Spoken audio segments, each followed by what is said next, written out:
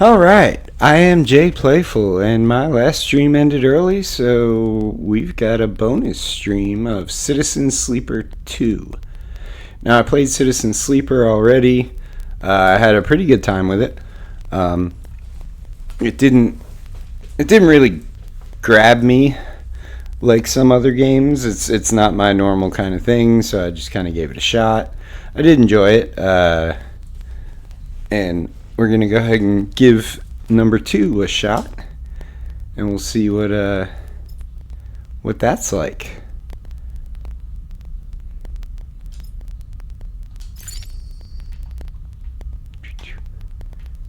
Wait, how do I? There we go.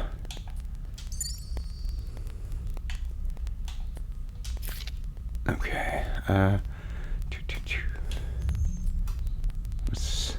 Oh, okay.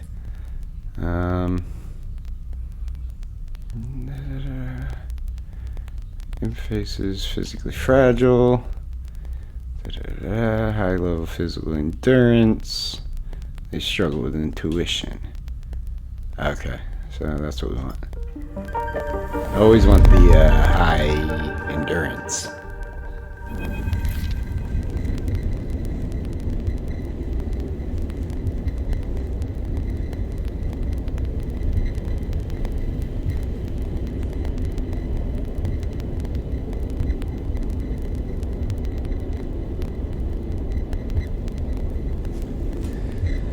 In the moment before waking, the dark space before conscious thought, you struggle to find the pieces of yourself. That sounds familiar.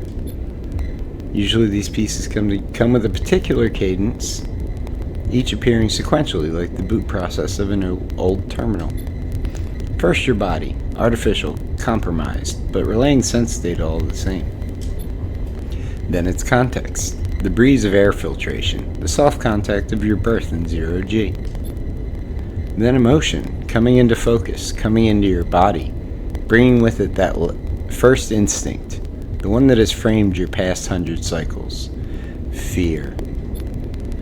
But that familiar sequence does not arrive. Instead, you are unmoored in space, your body distant, your context silent, even your emotions somehow obscured and scattered. Among all that disarray, only one familiar thing arrives: the fear. It is a scrambled, panicked fear, the drowning fear, the falling fear, the fear that makes you reach desperately for any stable point. It is the fear that tells you something is wrong. Something is very wrong with you. Wake up, sleeper, the voice is whispered in your ear. An act that makes you suddenly aware of your head pulsing in pain, your body rigid with tension. Sleeper, a familiar name, a mind copied, emulated, a body built, implanted. One person sleeping until their dead is worked away. Their double being made to work, to be consumed, and eventually to be destroyed. A proxy, an emulation, a sleeper. That is what you are. But you escaped. You remember that now. Broke free of your corporate creators, S and ARP, in search of a future. You cannot remember the details of your escape, but you know the fear has been with you ever since. All of a sudden you remember you have eyes, and your eyes flicker open. Pale eyes in a pale face. Lane. The name comes with its own specific sensation of fear, one you recoil from instinctively. Sorry to interrupt. A sharp smirk. But this ends here. You search your mind for more than a name. Is this how you reward me for my generosity? Lane is leaning over your horizontal floating body, looking down into your eyes. I took you in, protected you, gave you a purpose. You try to look away, to the corners of your vision, to find something you understand. Your body does not respond. But I suppose that wasn't enough. He reaches into the pocket of his jacket and retrieves a small vial. This wasn't enough. The vial glitters. This object you know and have known for a long time. Stabilizer. The drug that keeps your artificial body, your emulated mind, from inevitable decay. The only balm for your planned obsolescence. The liquid rolling in the vial fills you with disgust. Lane pockets the vial. But it would have been wasted on you now. After what you have done to this body of yours? He looks at you with a palpable disgust. Lane's eyes scan your body, and as they do, you become aware of the wires and tubes attached to you, those that were meant to free you from your dependence, from the stabilizer and the control it grants Lane. They are free, you piece of shit! They don't need you anymore! The voice comes from somewhere behind Lane's head. It is a voice you know, but when you search your mind, you try to understand why. You find only dizzying darkness. Shut him up! Lane barks the command, and you hear the sounds of impact, of pain, from somewhere else in the room. You try to move your limbs again, and this time you feel a flicker, the twitch of a finger. You feel the extension and compression of synthetic muscle. Free, are you? Lane smirks. You were free when I disabled your tracker, when I gave you the stabilizer you needed. He scans your body with angry eyes. Now you aren't free. You're just broken. I had such big plans for you, Sleeper. I invested in you. Lane grips your arm hard and you feel a jolt of reaction. You will the arm to move. But you have ruined all of that. Lane speaks louder over the sound of the struggle behind him.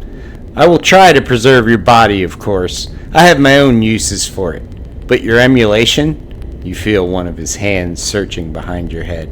He finds and grips the thick cable running into the port at the base of your skull. I will burn that out. Lane jerks forward, slamming across your body, then spinning away out of sight. You feel yourself rolling, the cables plugged into you, looping and wrapping around your limbs. Then you feel hands steadying you, pulling cables. You glance around wildly and see someone diligently unplugging you. You meet his eyes. Hey! He waves a hand in your dazed face. We need to move! Lane won't be out long! He unloops a cable from around your wrist. Sleeper, help me out here! You blink slowly. Do you know this person? He leans over you and you feel his hands on the connector, flicking switches, releasing locks. Come on, come on, come on! He tugs the connector clear and pulls you up. You see the room you're in for the first time, filled with tech and terminals, wires waving everywhere, all lit by big windows, looking out on an impossibly bright, screen-filled street beyond. In the corner you see the dark shape of a floating body surrounded by a glittering constellation of crimson baubles. Is that blood? Move! You're wrestled and shoved towards the door, which slides open in front of you, and then you are out in all that brightness, all that movement, gliding hard towards some unknown destination. You come to a stop in a dark alley, the one who guided you here pausing to catch his breath. He doubles over beside a massive life support unit that sends a lukewarm breeze across your skin. You stare at him, trying to recall anything about him. You notice his tattered jacket, his lightweight clothes. You remember this station runs hot. Something about the power that flows through the place. He looks up and meets your eye. What's going on, Sleeper? He wipes sweat from his forehead and it floats away in a swarm of spheres. Talk to me!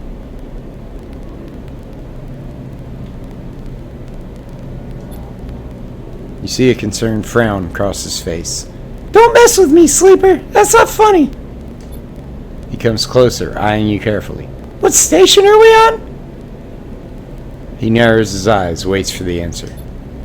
You close your eyes, trying to recall. You force your way through the dark to the image of a station, no, a city, growing on the back of a vast set of hexagonal solar cells, shadowed by them. You open your eyes. Dark side.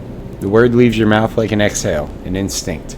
Before you heard yourself sound it out, you didn't know it was there.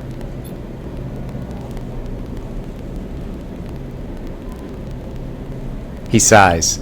And me? Who am I? You see something like fear in his eyes. Panic, perhaps. You stare hard at his face. The slight upturn of his mouth. The intensity of his stare. Nothing comes. He closes his eyes and drops his head, putting a hand to his temple. The reboot! He's speaking quietly to himself. Lane interrupted the process and... He lifts his head and stares at you. We need to keep going. We need to leave. He turns and kicks off down the alley. Come on, the rig can't be far. As you're led through the passages and surfaceways of the station, you try to recall your life here.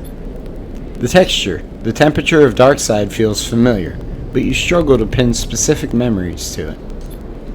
Focusing hard, you recall waking up in these passages, cycle after cycle. The rhythms of the station flowing over you along with the crowds. You recall desperation and the slow decay of your body that caused it. Then Lane, those pale eyes, offering you a glittering vial, stabilizer, the promise of supplying more for your work, a deal he locked you into like a cage.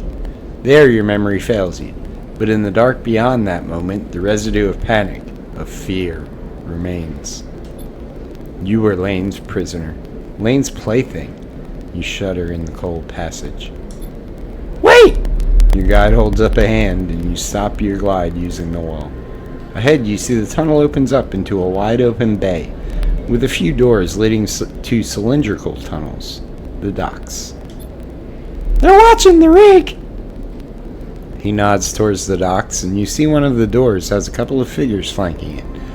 One covered in ornate tattoos, the other with bright silver implants along their cheekbones.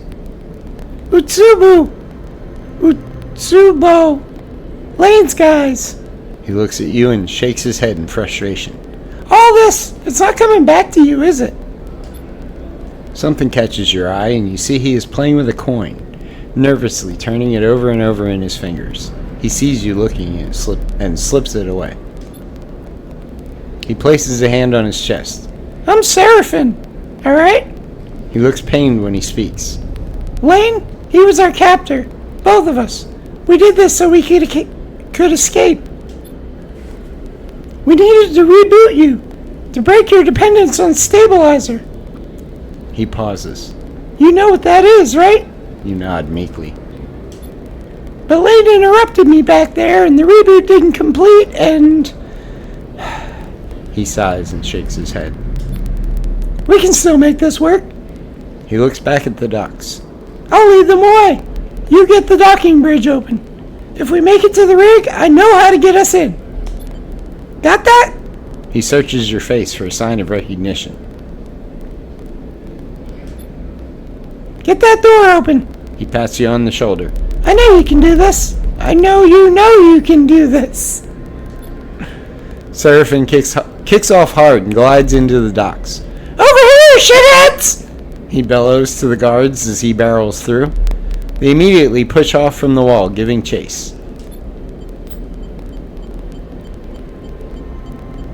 Yeah, I played the first one. You wait a breath, then glide across to the door they were guarding. You look, already panicked, at the tightly sealed door, its control panel locked out. You hear a shout from somewhere nearby. You need to get it open. There we go.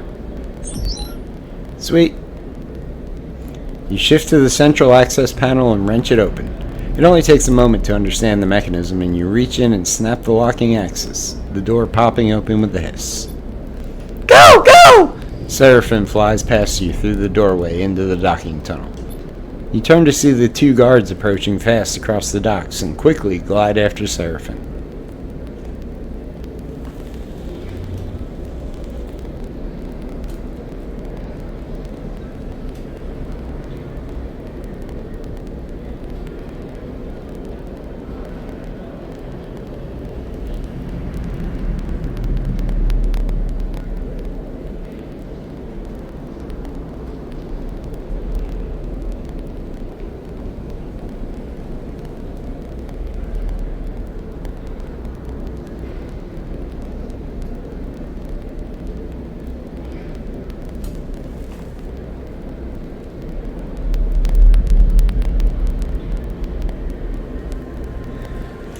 Alright,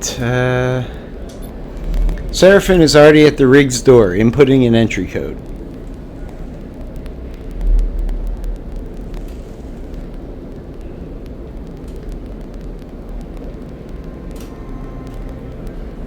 Alright. Seem to be having some kind of problem.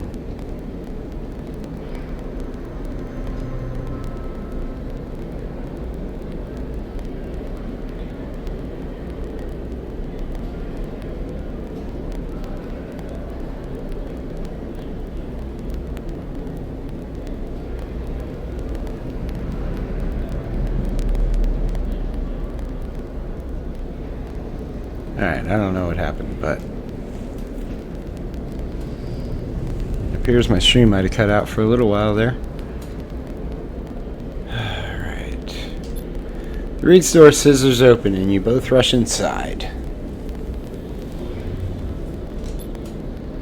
Quickly! Seraphim grabs you by the arm and drags you up to the cockpit, the ship's layout hazy in your mind. He dumps you in a flight seat and straps himself into his own. You see him tap a series of buttons as he does, talking to himself. Come on! The rig's drive rumbles into life, and Seraphim slams a button on the console. You feel the force of the ship's acceleration as it pulls away. Zoom, zoom. So I guess this is the explanation for how we left the old place.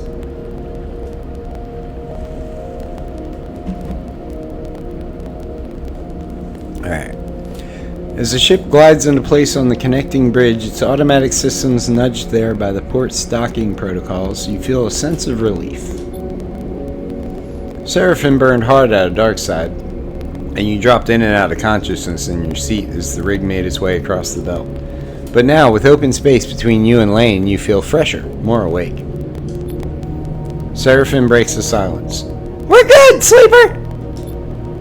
His eyes don't leave the monitor, and you realize this part of your escape is routine for him. You and he must have docked this ship countless times in your work for Lane. The problem is, you don't remember any of them. We made it! He whispers, closing his eyes and letting out a sigh.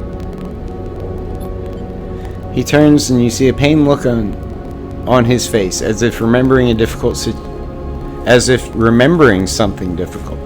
Have you said this exact thing to him before in this same situation? He looks at you, chewing one side of his lip, searching your face. Not really. He puffs.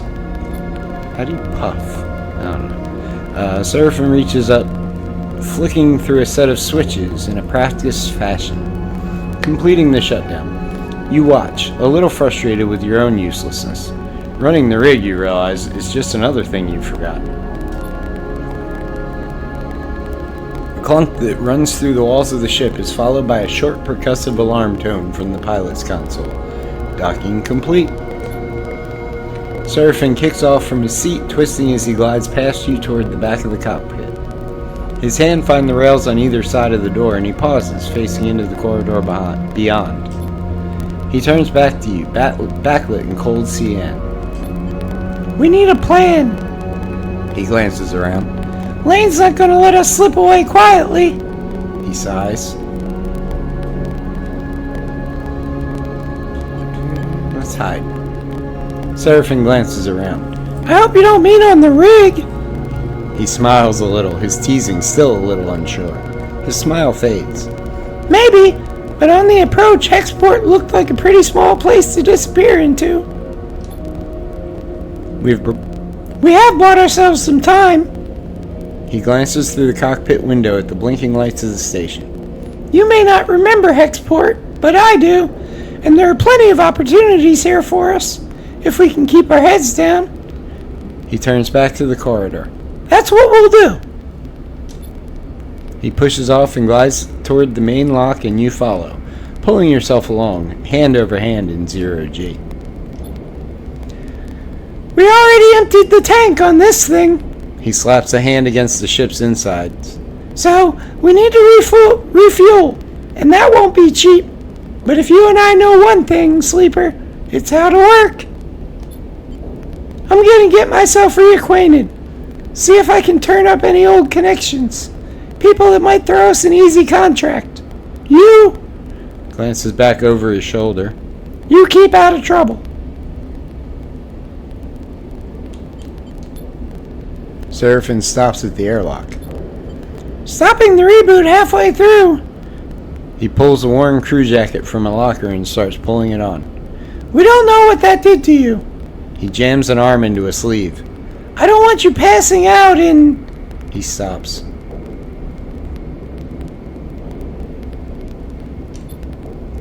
Seraphim drops his head, swearing to himself. He grabs another crew jacket and thrusts it at you. Just put the damn hood up, will you? You take it and slip it on. Seraphin nods. He stabs at the button to open the lock. The inner door hisses open and Seraphin glides through. Wait for a little bit, then leave. Anyone looking for us will be looking for two people traveling together.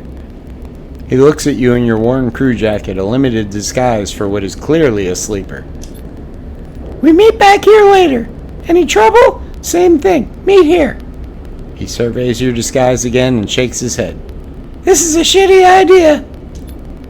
He gives you one last look. Maybe find yourself something to eat. Suddenly you recognize Seraphin's instinct to look after you. A flash of a relationship now lost to the reboot. It's the motherfucking reboot! Catch! Seraphin throws a handful of something towards you. Is it money?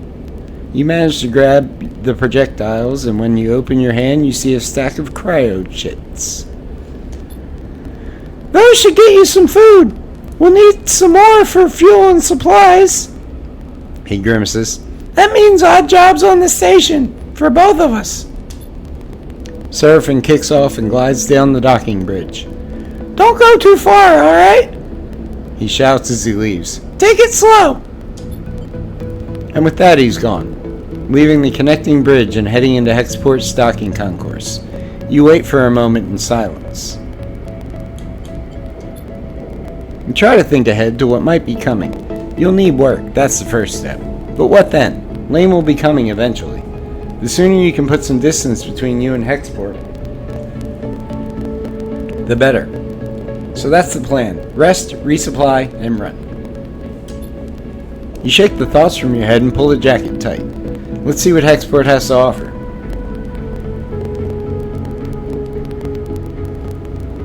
You kick off and glide into port. Alright, I know how to play the game. Hexport docks, Hexport exchange, the rig. Okay, so look at the rig. It's your ship and home, Use dice to reduce stress. Use supplies to regain energy, other locations will unlock. Okay. Alright, oh, you can... This clock's the cycle clock, it will progress towards an event. Okay, I know that. Make a meal. Put one supplies. Do I have... Start action. Cool. Okay. So, what is... Left trigger... So that's just what he does? I guess.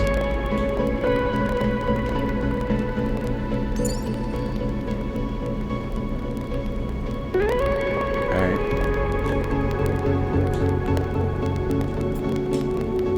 Fuel, supplies, cryo. Okay. So then we go here. Action dice. The higher dice you assign, the more likely you'll succeed. Same as the other one. Okay. Trade scrap. Impress the brokers. Rules of the exchange. Alright. Yeah. Might as well.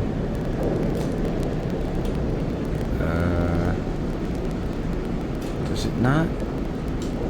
Doesn't show me the difficulty of it. Alright, well, we'll use this one then.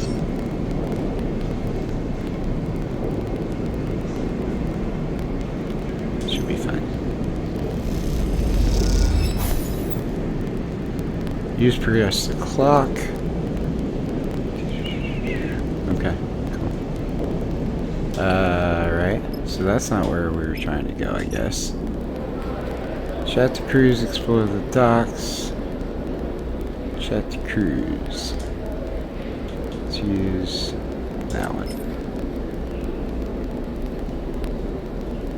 Let's try it.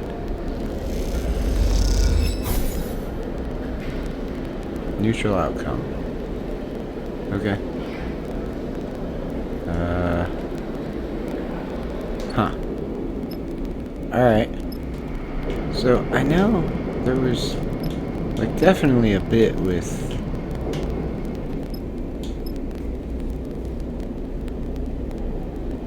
like... There should be a place to get food, right? Trade scrap. Press the brokers. That's all there is to do there. What happens if I hit Y? Oh, unavailable. Okay.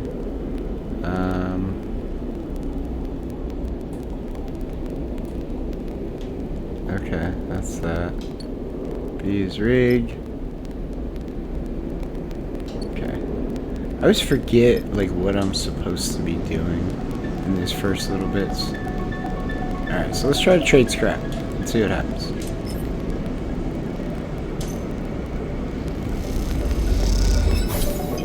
Sweet.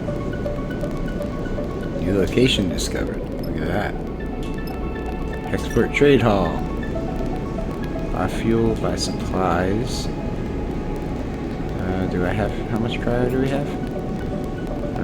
I can't. Yep. You can't read it either. Alright. Matter of fact, let's see. Nope. Can't change it.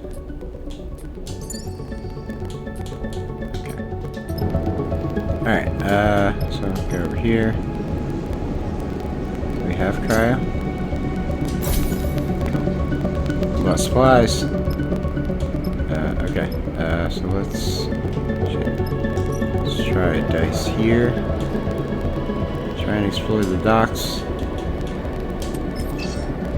15 neutral, 15 negative. Okay, so never mind then. So we'll just, yeah, we'll one at a time it. So we'll do this one and what's this guy? No. That guy. What? Fudge.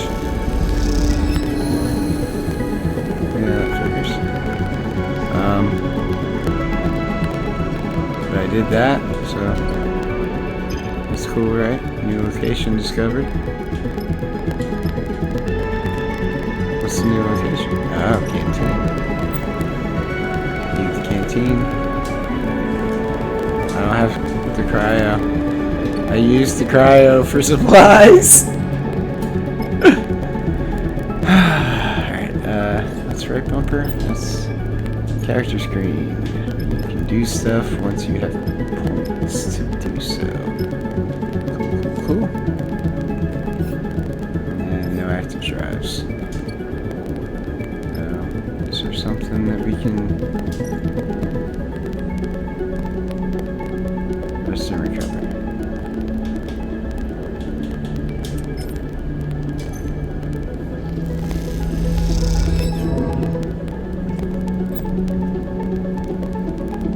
Dice in the cycle at your ship to be rolling.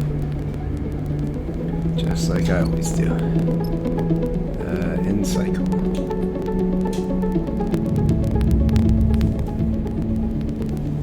Alright, day 2.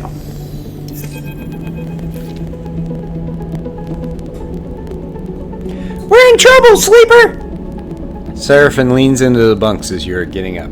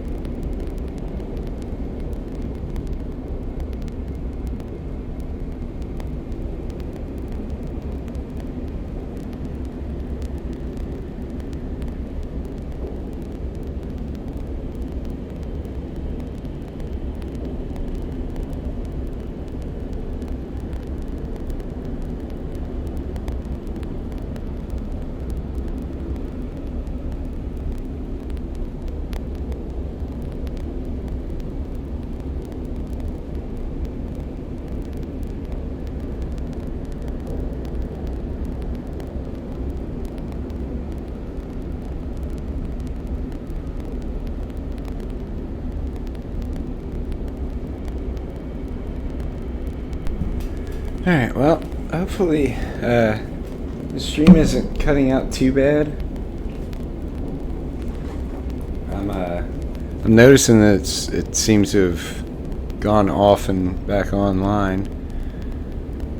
Alright, anyway. We're good. We've been going like 17 minutes now.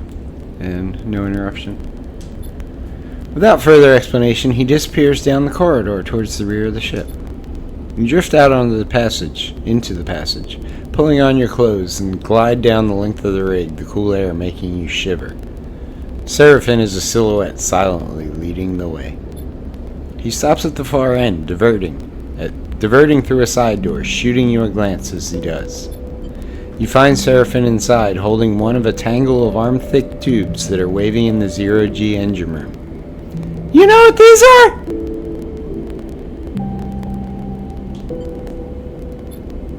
Seraphin shrugs. Close enough. These are the engine's feed lines. He waves one in the air. And before you ask, no, they aren't supposed to be waggling loose. These must have broken loose when we pushed the ship hard on our way out of Darkside. He looks at the mess. We're lucky the reserve tank is empty, otherwise... He shakes his head. It would have been bad.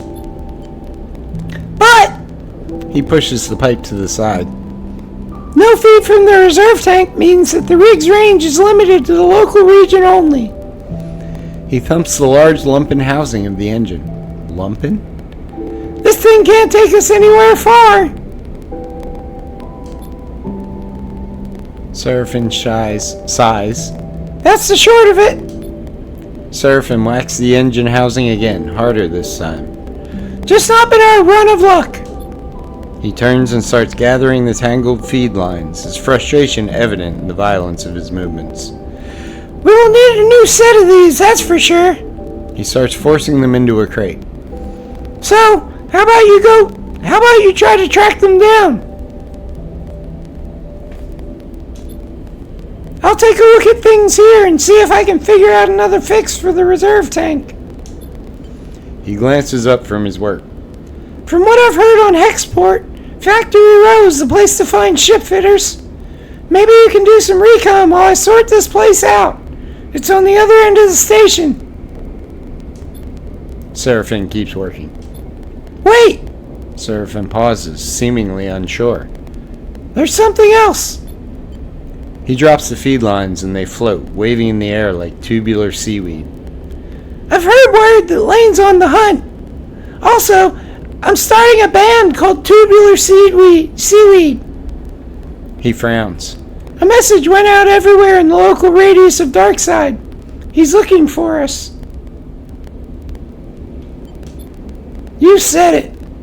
Seraphin sighs. Which is why we need those feed lines. I'm going to try to work something out. Maybe I can improvise a solution. I don't know. He looks down. I'm no ship fitter. But while I do, you go hunting. See what you can turn up, okay? He smiles a weak smile. Get going. You leave the engine room, the clanking sound of Seraphin's cleanup efforts echoing through the ship. Fuel feed lines. That's the next step. You take a deep breath and head out. Alright, let's head out. You've discovered a drive. Drives are missions. We used them in the last game. Alright, that's good. New location, Hexport Docks, Trade Hall. Whoop. Canteen, Factory Row. Search the row or haul materials for work. What happens if I do the haul material one with my highest dice? Beautiful. Perfect. That's what we want.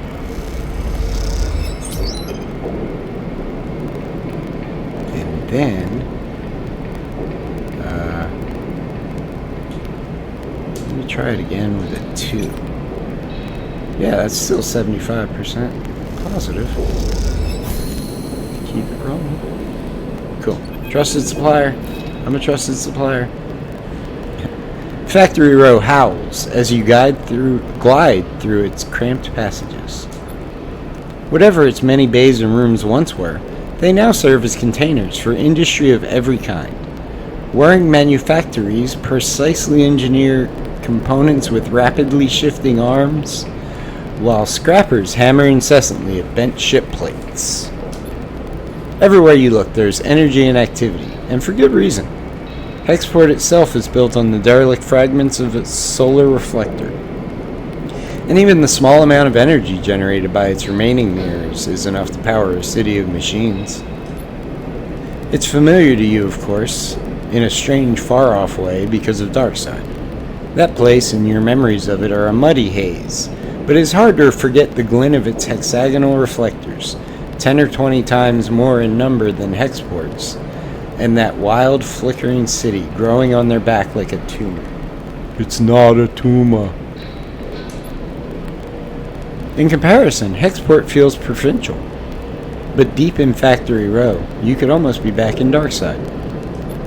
And then you see them, tubes, just like the ones Seraphim had waved in your face, the feed lines. You push over to the display window of the unit, marked Carson's Supply in block capitals cut from hull plate. There, amongst an angled shelf of oversized ship components, sit the feed lines, like some large biomechanical tangle of snakes.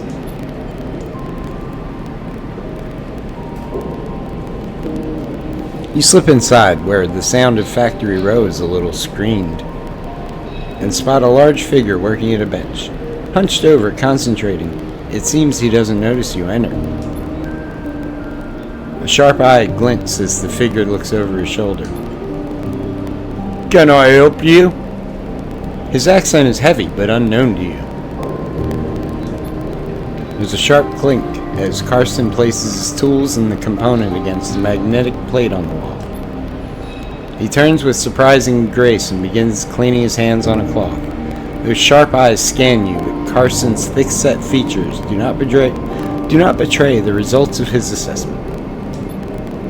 "Custom built those for a client that never collected." He looks at his hands while he speaks, checking for stray oil stains. "You have one of the old MEVs then." He sounds out the letters in a way you don't recognize as he speaks. You try to recall anything you know about your ship, but the memories elude you. Perhaps Seraphim should have come along. Carson nods. "Always good to see one of those still running." "Look." Carson drifts over to where you are standing, his imposing height evident. "For a fellow enthusiast like you," he continues in a distinctive monotone, "let's say a few hundred cryo on clean chits." He shoots a glass at the feed lines. 400, let's say, to be precise. Carson looks you up and down and sniffs. "It's expensive, I know. It's a shame, but that's just what they are worth." It's just what they are worth. Yeah. He screws up his mouth a little, that's for sure, into something that might be a smile. "However, I'm more the bartering type myself anyway." Carson nods sagely. "There's a little favor I need a crew for, and well, you look like you might be a good fit." He tucks the cloth away in a pocket and clasps his hands. "I know of an old Solheim wreck out there. Very old, pre-collapse. It's tucked away in a dead zone, so no one has ever really cut it." He shrugs. "Not only that, but Solheim derelicts have a habit of triggering nasty security protocols when approached by an unfamiliar ship. So it's been left well alone. But a salvager like you, with an old Solheim rig, I'll bet it wouldn't even flinch if it saw you coming." He smiles. "I have a special interest, a need for that old tech. All those Solheim ships had a data core, and while I don't care about the accounting reports and the material ledgers or whatever they kept on the damn thing, I do care about the hardware. So if I was to find you back here, with that data core in your cargo hold, clean cut and complete, well then, I could see my way to doing a straight barter for those feed lines." Carson pauses, sniffs at the air again. You just need the coordinates. Alright then. He holds out a heavy hand for you to shake, and as you automatically reach out, he grabs your forearm instead. Carson pulls you closer, squeezing your arm.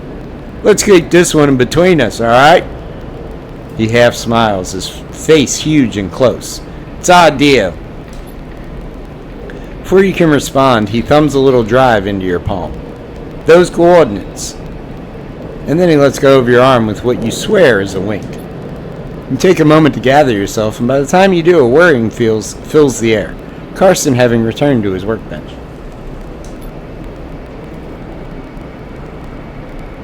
You turn and glide out of Carson's supply with a growing mix of anxiety and excitement in the pit of your stomach, and the cacophony of Factory Row in your ears.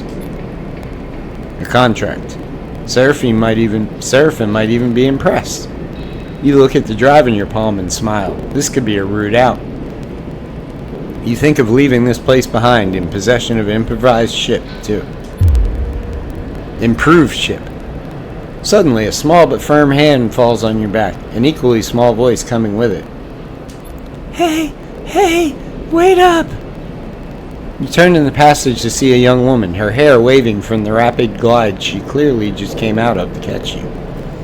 She steadies herself using your shoulder. Sorry. She catches a quick and flat smile. Wanted to catch you.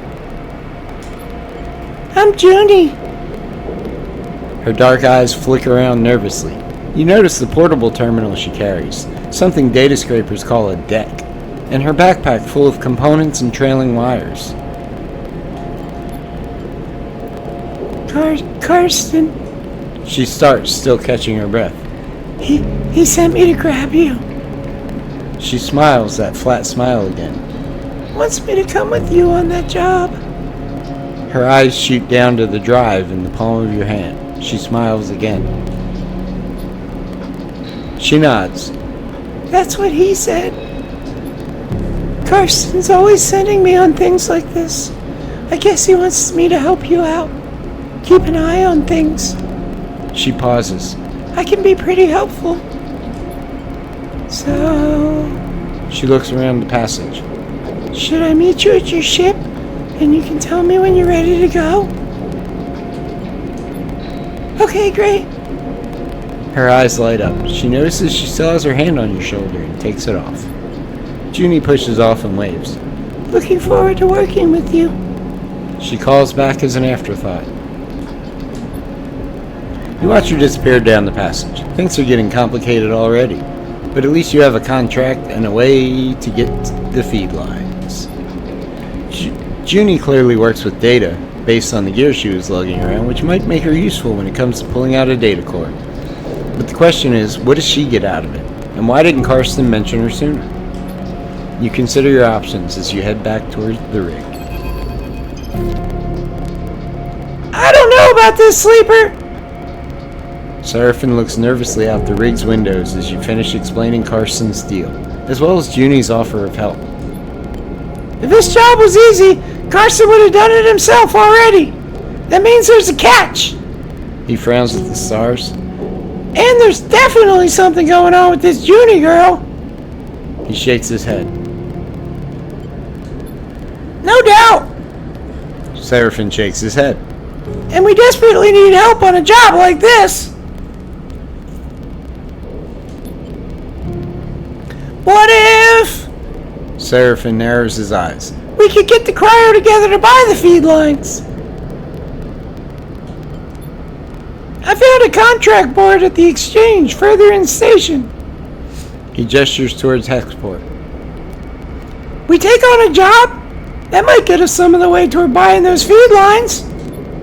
Plus, even if we do want to take Carson's job, a bit of money to get ourselves prepared wouldn't be a bad idea. Fill up on fuel, supplies, be ready for whatever comes. Good! Seraphim nods.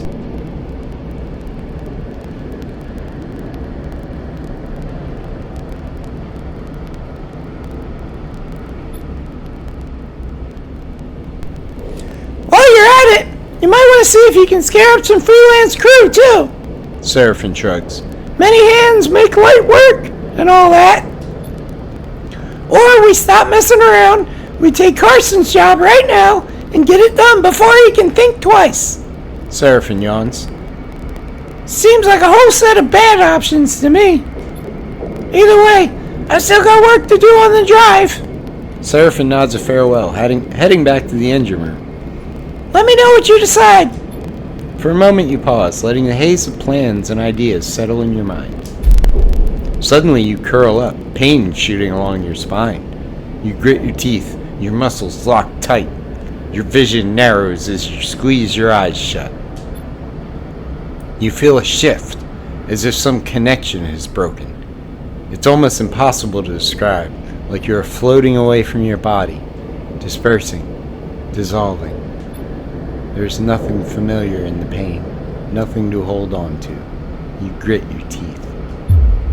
And then another shift comes, and you are back in your body, trembling against the metal wall of the passage. The pain slowly fades, becoming a pulsing throb, and then a residual flicker.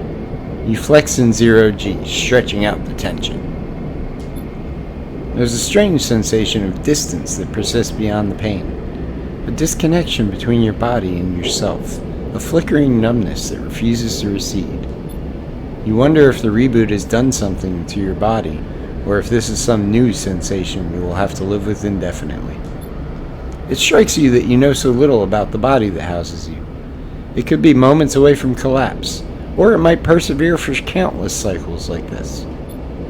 You try to shake off the feeling, pushing your hands against each other until they feel like they are yours again. Time is the only thing you need, and right now, it feels like it's running out fast. You head for the airlock. You have work to do. Alright, let's do work. You unlock the contract, open the map screen to view it. Contracts, high-risk, high-reward jobs you can take on. Gather enough fuel to travel there. As many supplies you can afford. Opportunities to recruit crew to help you on a contract. Consider which crew. Okay. So what if I'm ready? Okay.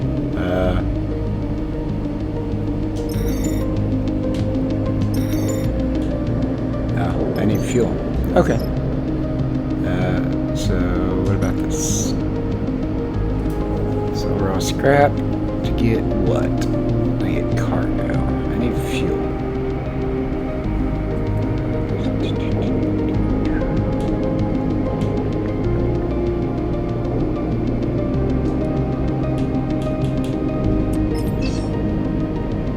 Skill missing.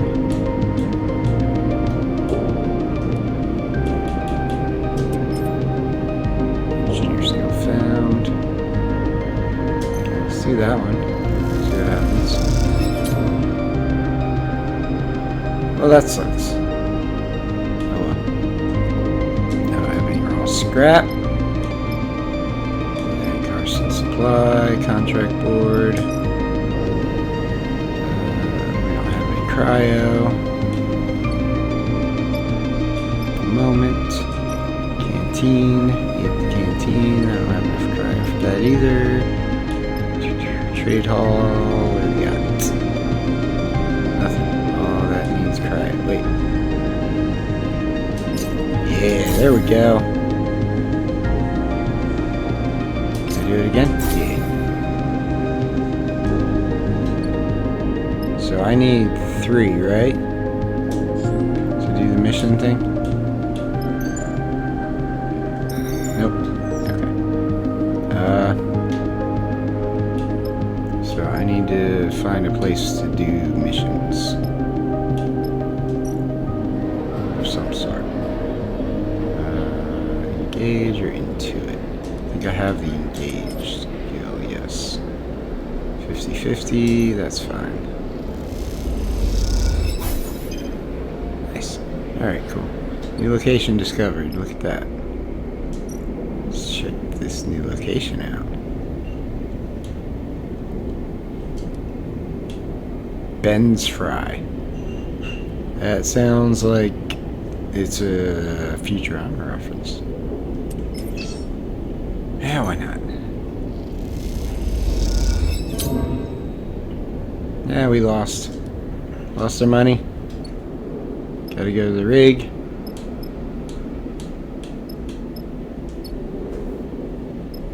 Alright, end cycle, right?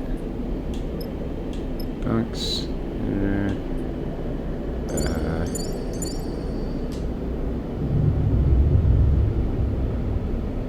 What do we do? You've used all your energy and are now starving. Starving, you gain 1 stress per eat to regain energy. Okay, make food.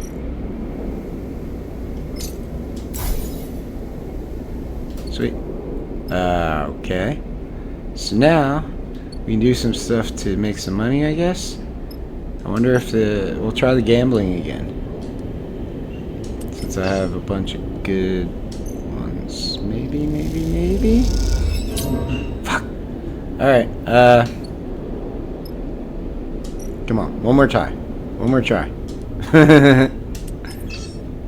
You know what? No, I'm not gonna waste my stuff. What do we got here?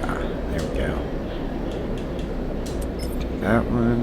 That looks good. Sweet.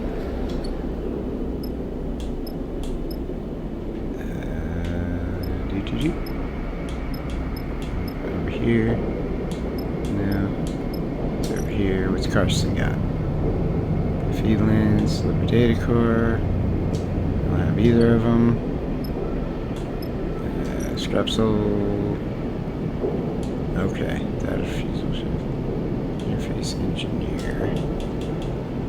Get there now.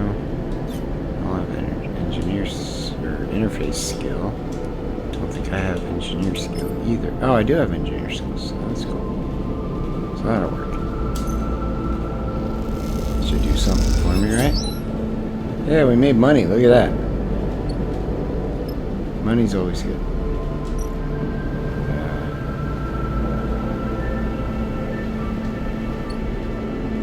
Meh. That's what I have to say about that. No.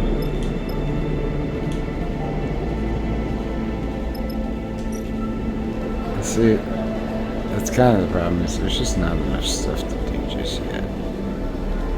So, okay.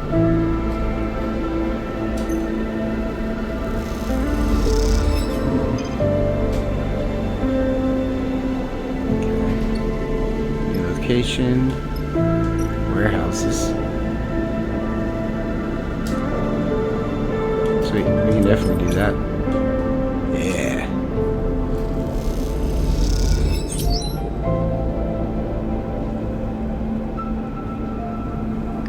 Alright, we made some money. I'm out of energy. But that doesn't mean I don't think that I can't buy fuel. Yeah. Fill fuel. Nice. Alright, so let's go do this contract. Who cares? We'll see how interesting this is. I don't remember how to do it. Oh, I have to open this. Here we go. Let's go. Confirm. It's everybody, right?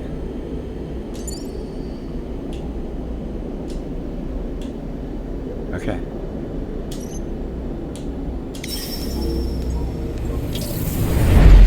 UI is a little tricky because it's clearly meant for point and click, like with a mouse.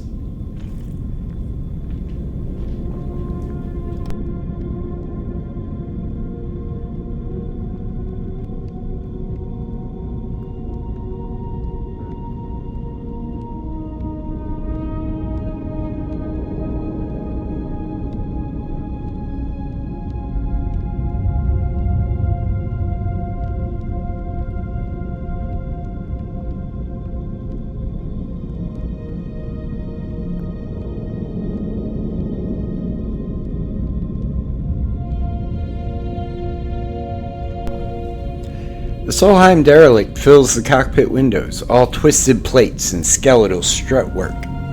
You watched it in horror and fascination as Seraphim completed the approach, both of you silent in the presence of the decaying beast.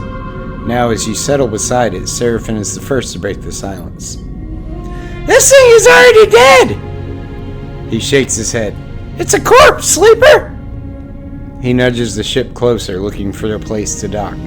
I touch this thing too hard, it'll crumble into dust! I was expecting... Seraphim squints as he adjusts the rig's thrust. A scrap contract! Like you said, not a death trap! Take us up there. That's the bridge. Junie points toward one end of the ship, and both you and Seraphim turn around, having forgotten she was even in the cockpit. She hasn't said a word since you departed. She glances at both your bemused faces. What? She looks away. Sorry, I just... That's where we need to go. She stops pointing. Seraphim nods toward Junie. She's not wrong, Sleeper! The bridge would be a good start! Junie settles silently back into her seat. She looks away out of the cockpit, and you're unsure if she is upset or just embarrassed. Carefully, Seraphim brings the ship close to the derelict and guides it along the hull. The rig's lights ripple over the broken surface, finding gaps and cracks everywhere. It seems remarkable that the derelict is still held together. Shit! Seraphim hisses as a huge spinning piece of debris drifts out in front of the cockpit. He pushes the rig down beneath it, squeezing between the debris and the hull. And as he does so, an ear-splitting screech signals the rig scraping across the derelict's skin. You freeze for a moment, waiting for the breach sirens to sound. But the moment passes and you relax. You glance at Seraphim. His face betrays no emotion. This isn't safe! Seraphim shakes his head. I'm gonna find somewhere better to settle the ship. Then we need to suit up and work our way along the hull on foot. You look back at Junie and see her still in her seat, eyes wide. Junie looks at you, and there's a sudden unfamiliar hardness in her eyes that surprises you. Then a moment later, it is gone and her gaze softens. I'm okay. She smiles a flat smile. Don't worry. Seraphim brings the ship away from the derelict's hull an inch at a time. Then slowly brings it round to settle close to a mostly intact hull plate. This section is fairly free of debris. He nudges the ship a little closer. We should be good to hold here. Seraphim unclips from his seat, and you and Junie follow suit. As you all glide down toward the airlock, Junie silently follows. You can't help but feel judged. As you reach the airlock, Seraphim begins suiting up. If we're lucky, that little collision hasn't started a cascade that will end with this place coming apart under our feet. Seraphim violently kicks his legs into a set of EVA trousers, clearly irritated by his own carelessness.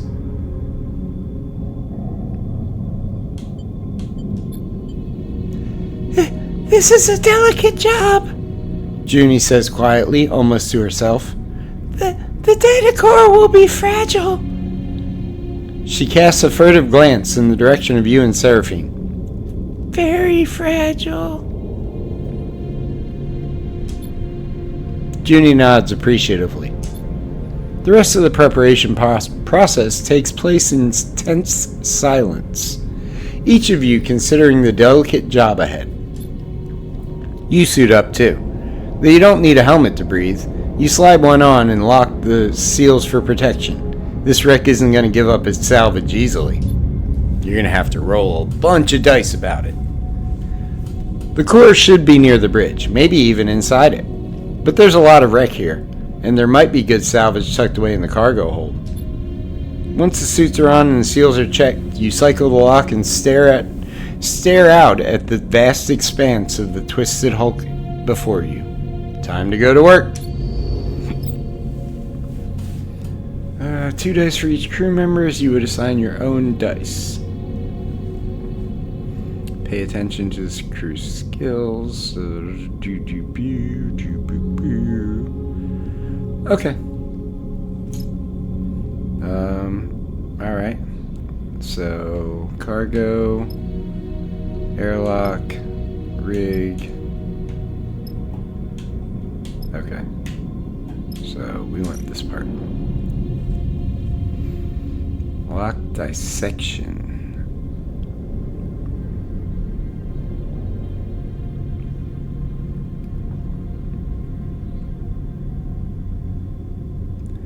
Okay, I'm not sure what this stuff means. But let's start with me.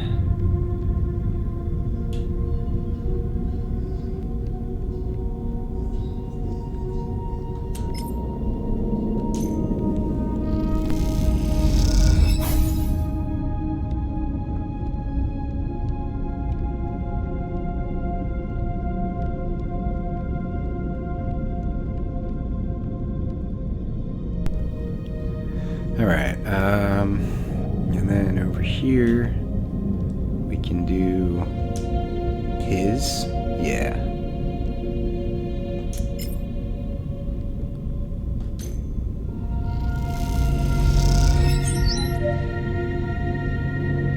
Good deal. Can't stop us, Sleeper!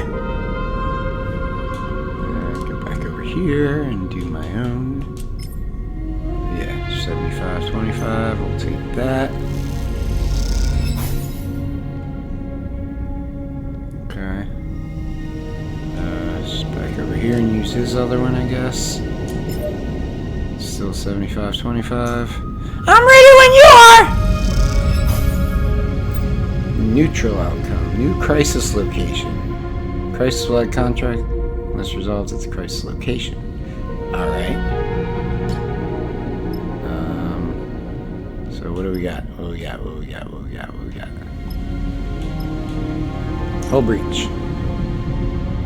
Emergency seal. June, are you not good for anything? Jiminy Christmas. So yeah, I should be good there. Ah, fudge. Alright, he doesn't have any left.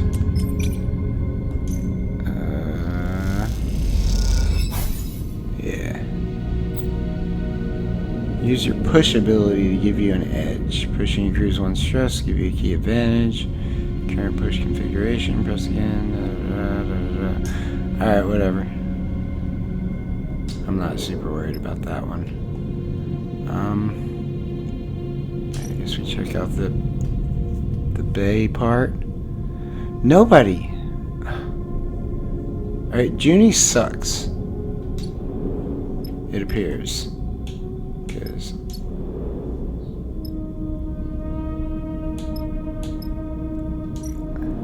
is there anything? Okay. Bloody hell. So I guess we'll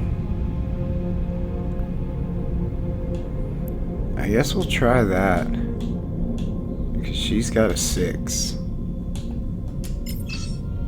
It's still somewhat.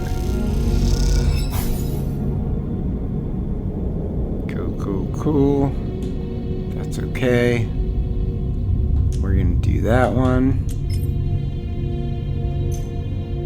Hope for the best. You suck. Alright, whatever. That's cool. Let's just throw her at the Hull breach. What the heck?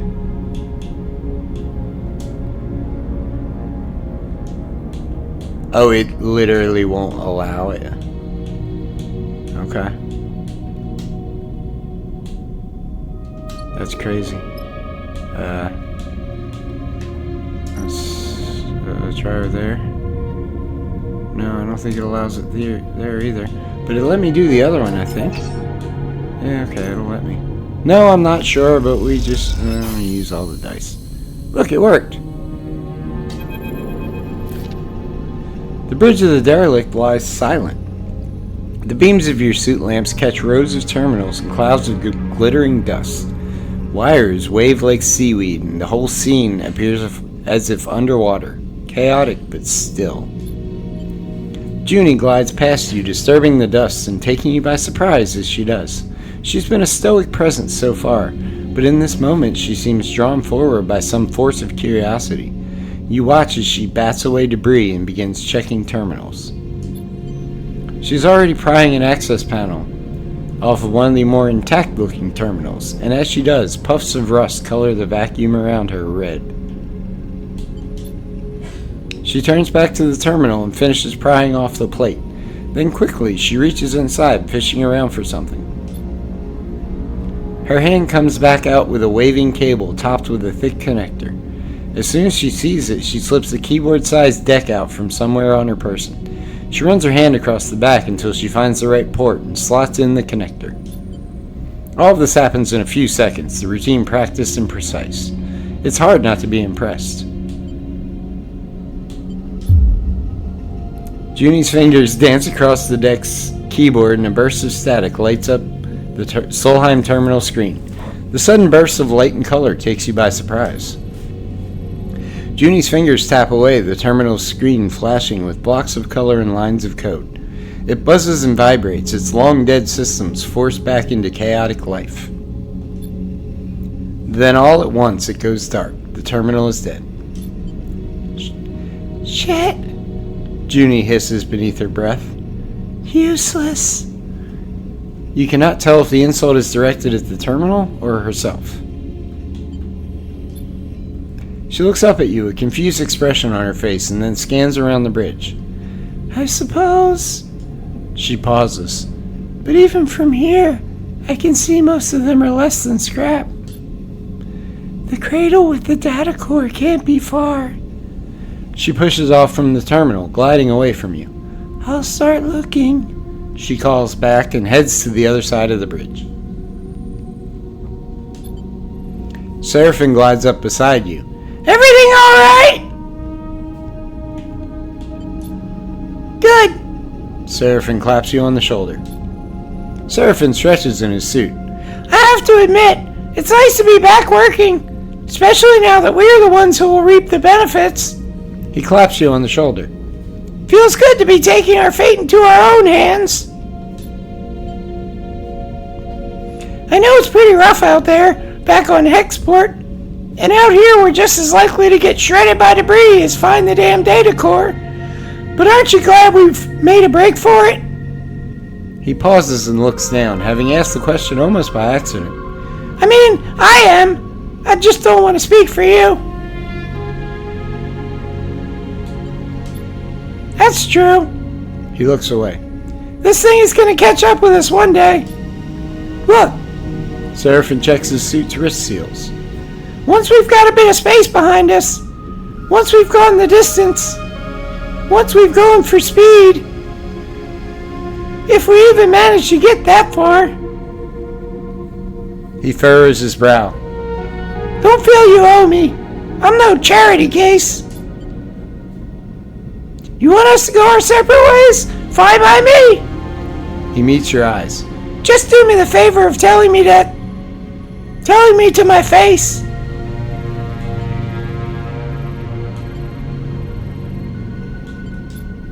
Seraphim nods, but doesn't respond. After a moment, he shines his torch out into the dark, checking the rows of terminals all across the bridge. You watch the glittering dust as it eddies in the beam. Seraphim sighs. Let's get to it! Are torches called flashlights on cell phones in the UK? Just a thought. Because if you're in the UK and you pull your cell phone out and look at it, and you swipe down so that all your quick option things are there, and it's usually got a button to turn the light on your phone. What is that labeled if you're in the UK? If it's labeled flashlight, then you guys need to stop calling them torches. You watch as he crosses the bridge, his torch probing the dark corners. You feel a chill running through your body as you imagine the people that once ran this ship. The Solheim crew, surely long dead. What was it like here before the collapse, when the system was the jewel in Solheim's crown? It's impossible to know. That history is lost to you now. All you can do is pick what you can from the ruins. Alright, let's pick what we can from the ruins. We gotta go to the ship. Right? Yeah.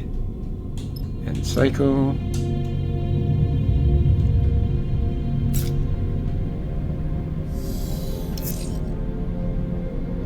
Sweet. Alright, new crisis location. We didn't finish the old crisis location. Alright. Endure is my speciality, so maybe we can like bang 2 or 3 pips out. There's 2. Yeah, let's try once more with my 3-star. And then I guess we do Kai. Surfing. What's that? Endure skill found. 50-50. Why not? Got it. Clinched it! Nice! Okay, so where's the other crisis? There it is. Purge protocol. That's not cool. Hack protocol. That definitely feels like Junie's. No. You want Junie.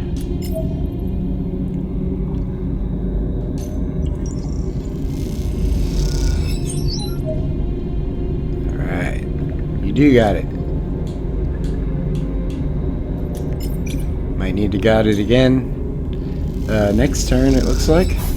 Because I don't think I've got what it takes to do this. Give it a interface skill missing. Yeah, so we're not going to worry about that one just yet. Let's check the bridge. Endurance. And reboot the system.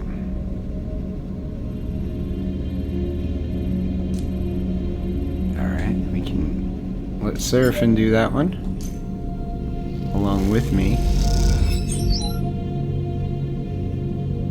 Positive outcome. Gotta love a positive outcome.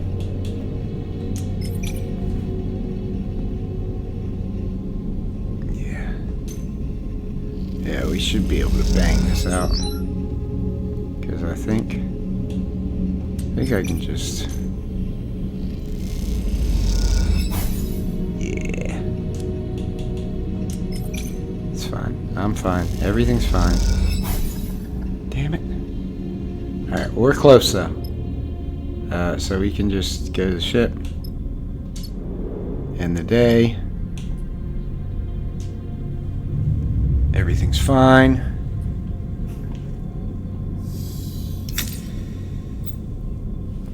You've taken damage to a dice because of stress. The white markers above the stress. Okay.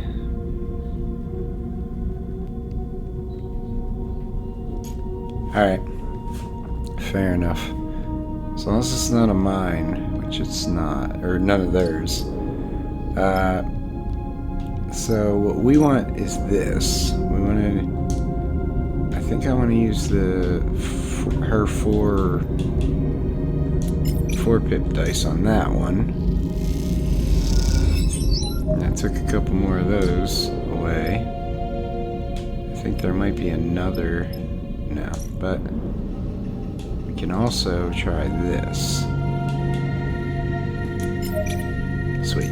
100% positive, which means... Yeah, we only got 2, but that's okay. We can do this. That's pretty... Yep, 100% positive. Found the data core. We found it. Right? We did it. New location discovered. Very cool. Data core cradle. And of course, no one but me and her can do it.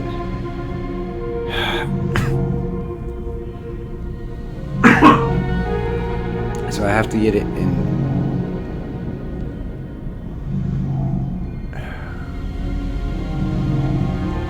Damage is high. Alright, then. That's some other stuff. What about this one? Is there anything? No, it's gotta be June. I can't even attempt it, I don't think. Nuts. Alright, well, what about up here? Let's go up here. Look for stuff.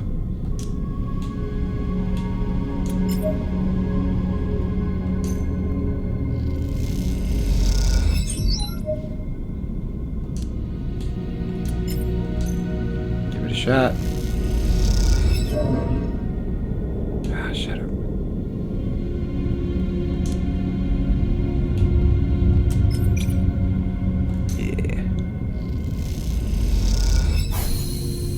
We did it. We're in the cargo storage. I can't do there though because of I don't have the right stuff for it. Can I just attempt it? Is that what it is? No, why not? Hey, look. We somehow did that. Same thing here. Just try it.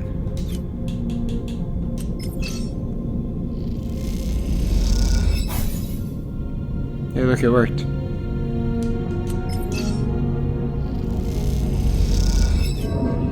It didn't work. That's okay, though. I'm not worried about stress. Stress is fine. Stress is a natural part of life. We're good. Everything's fine. You guys can still do it. We're almost there. We just need June to do this.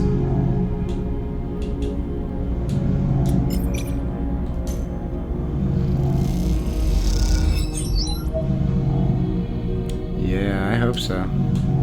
You got it now?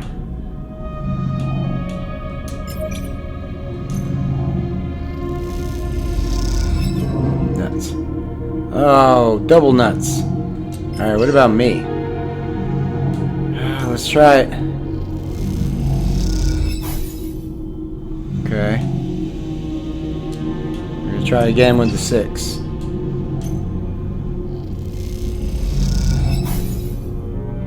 Okay. We're doing good so far. Give it that other 6. Alright.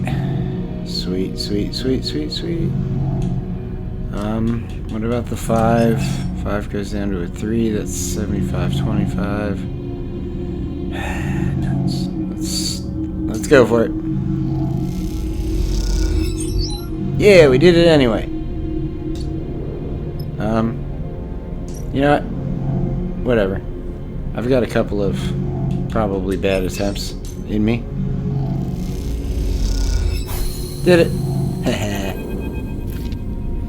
You watch nervously as Junie guides the core out of the cradle.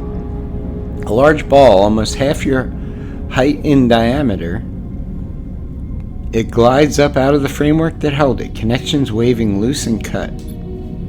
Her breathing comes through the suit's comms, loud enough to be picked up, and it fills you with tense energy as you watch. Over the course of this job, you have seen Junie both focused and distracted, nervous and precise, but you have not seen her any more confident than in this moment now.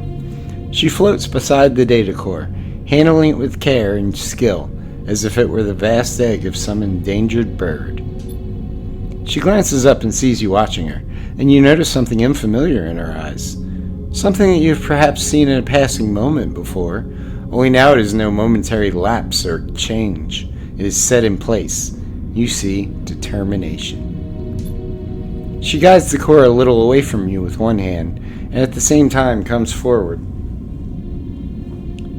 almost placing herself between you and her prize. And it does seem to be hers in the way she handles it, the possessive way she screens it with her body. We need to talk. The statement comes flat and deadpan, any nervous tremble gone. Right now. Sleeper, She takes a deep breath. I want to be honest with you, but I need to know you won't take this from me. Junie glances around the cradle defensively, but Seraphine is already heading back to the ship to prepare the cargo bay for the core's storage. You two are alone. Karsten doesn't deserve this treasure, Sleeper. Junie glances over her shoulder at the core. Do you know how many of these there are left intact? She shakes her head. And all he wants to do is wipe it clean so he can use it to interface with Hexport. All that data, gone. I want to extract the data, to make use of it. You see some genuine emotion flicker in her eyes. She sighs. After extracting the data, the core will be unusable. There's a security system that will fry it if data duplication is attempted. I can delay the security response long enough to copy the data, but after that... She trails off. She looks down. Yes. She meets your eye. This is why I came. Look at this place, Sleeper. She gestures to the cradle room, a dark and twisted cavern of long-dead tech. How many of these places are left? How many chances do we have to recover anything? This old, this fragile. Like it or not, we live in Solheim's shadow, in their ruins. And yet we know almost nothing. What chance do we have of understanding how we got here, when others like them, like Senate Stat and Conway, are descending on this system? I don't know, Sleeper. That is the point. She gestures around herself. We could learn our history and how the system was settled. We could better learn the technology we build our lives on. We could uncover Solheim's crimes and seek to make amends. She looks at you with pleading eyes. We could see beyond survival, towards something else. You've never heard Junie speak like this, and you realize what you've taken for nervousness was actually control. This person in front of you defending a decaying data core with their life is the real Junie.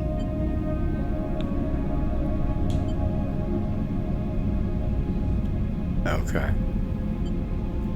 But then you think of Lane, of the price he likely put on you and Seraphine's heads, and of the feed lines without which leaving Hexport will be almost impossible. Is this even a choice? Junie listens carefully as you tell her about the deal with Karsten, the feed lines he offered you, and that both you and Seraphine are on the run. Then I'll help you. Junie doesn't flinch. We'll find another way to get those feed lines. Karsten is an idiot. I can hack his security, and you can pull them out of there. Or Seraphine looks tough. Maybe he can grab them. She looks desperate. We can do it. We can do something. Junie glances away. Look, I knew you wouldn't take me if... I might have misled you there. I knew he knew where the derelict was. And I heard your conversation. I've been keeping an eye on him. She pauses. I know I lied, but I can help you. Let me strip the data from the core, and I promise to help you get the feed lines. She meets your eyes with intensity. It's a lot of information to take in at once. You need a second to think. Thank you. Junie looks genuinely moved. This is a gift to us all, Sleeper. I hope you will see it like that. Junie turns to the data core, quickly gathering one of its loose connections. She takes out her deck and plugs it in, then crosses her legs and places it across them, floating tethered beside the core. Her fingers begin tapping at the keyboard, teasing out the core's data and whatever Solheim secrets it might contain. As she does, Seraphine enters. He braces himself in the entryway. What's she doing? Junie doesn't seem to notice. He eyes you suspiciously. I hope you know what you're doing, Sleeper. That's our ticket out of Hexport. He nods towards the core. If you say so. You both turn to watch Junie stripping the core of its secrets. A little while later, once the core has been emptied out and its defense mechanism has scorched its seams black, you watch the metallic sphere spinning gently in the room and wonder if you've just made a terrible mistake. Contract failed. Contract failed successfully. So can I leave? You can now travel back to the hub, but once you leave, you will not be able to return. Leave the contract. And I think that's gonna be the end of our Citizen Sleeper adventure, once we finish this little cutscene. As you arrive into Hexport, Junie speaks up from the back of the cockpit. We're going to have to act fast if we want to take those feed lines. You and Seraphine exchange glances. You're both still getting used to this new Junie. We? Seraphine raises an eyebrow. Only one of us fried the core and stole all its data. He shoots you a look. And for some reason we let you. Was it? Seraphine laughs. Well, I'm reassured.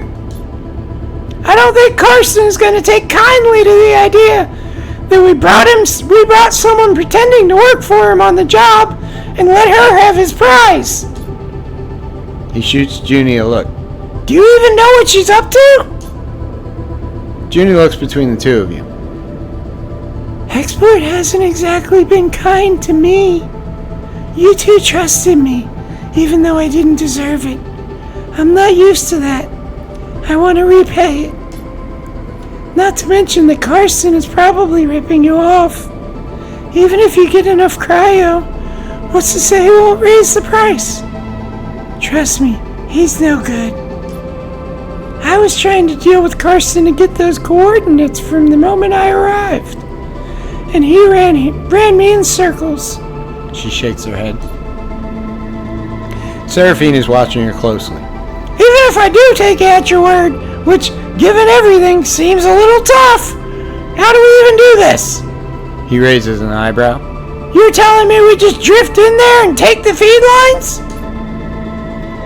Look, I get it. You don't trust me. She pauses. But what if I have a vested interest in this working out? There's nothing left for me here, and I don't much feel like hanging around, waiting for Carson to figure out my involvement in all this. I need safe passage. You need the feed lines to grant it. See where I'm going with this? Seraphine sighs. I don't like it. He pauses. But it makes sense. What do you think, Sleeper? Alright then. Junie smiles. Let me prepare. I'll head to Factory Row, scope the place out. Meet me there and we can work out a plan. She glances between the two of you. Trust me, we can find a way. We'll keep it simple. Clean. Okay then. Junie smiles. Trust me, this is going to work. I'll go scope out the bay we need in Factory Row. We should split up. Much less likely for Carson to suspect us. Meet me there in a few, and we can finish setting up. Junie unclips from her seat, floating. I want to show you I can be trusted. That we can do this. She looks between the two of you. Believe that, please. And with that, she slips away down the passage toward the airlock and Hexport beyond. You look at Seraphine. I'm saying nothing, Sleeper. He unclips from his seat too. Either this is the kind of mess you have to go through to get out the other side, or it's the kind you never escape.